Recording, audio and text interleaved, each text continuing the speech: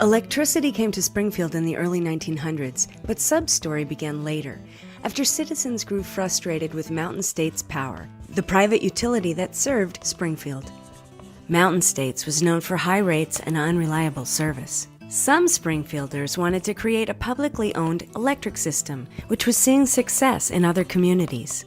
But many businesses were opposed, preferring the idea of private ownership. A spirited debate began, and after 3 defeats, public power advocates finally won the day. In 1949, a city charter amendment creating Springfield Municipal Power passed. But the battle was just beginning. Mountain States Power refused the city council's offer to buy its operations. Undeterred, the city issued bonds and used the money to build its own electric system. And on September 5, 1950, Springfield Municipal Power hooked up its first customers, Jack and Iona Hartman, early avid proponents for public power. With the basics in place, an amendment to the city charter handed responsibility for the utility to an independent board of 5 elected Springfield citizens. Springfield Utility Board was officially in business. Sub customers saw an immediate 10% drop in rates, with Mountain States Power quickly following suit to keep its customers from switching. Competition was fierce, and after 8 months in business, Sub only had 800 customers and was $17,000 in the red. Sub employees talked to Springfield residents and businesses to explain the benefits of public power. Employees shared how local ownership meant local control, with ratepayer money staying in Springfield to keep rates low instead of going to private investors in the form of profits. The message resonated with Springfield's independent spirit, and by the end of Sub's first full year in business, more customers were signing up and the new utility was in the black. By 1954, Mountain States Power was failing, and Pacific Power and Light bought out the utility.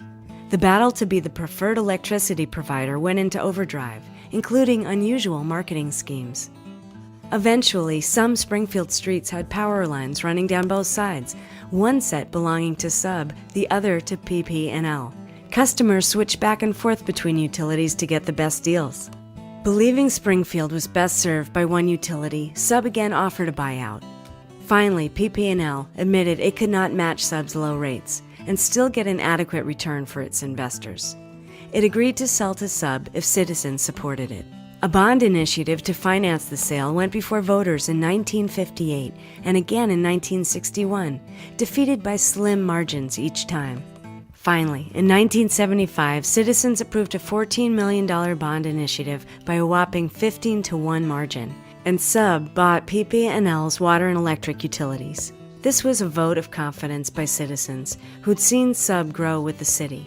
And Sub delivered on the promise of public utilities by keeping rates low without sacrificing reliability or service. With rock-bottom rates and a responsive staff, Sub approval rankings soared. Sub's fiscally conservative management, including a pay-as-you-go philosophy, has been key to keeping rates low. In fact, Sub paid off its debt in 1995 and today is debt-free. The result? In 2013, households each saved nearly $500 compared to households served by other utilities. That's $14 million that stayed in Springfield pockets. Low rates, excellent service, community involvement. That's the promise of public power. And that's Sub.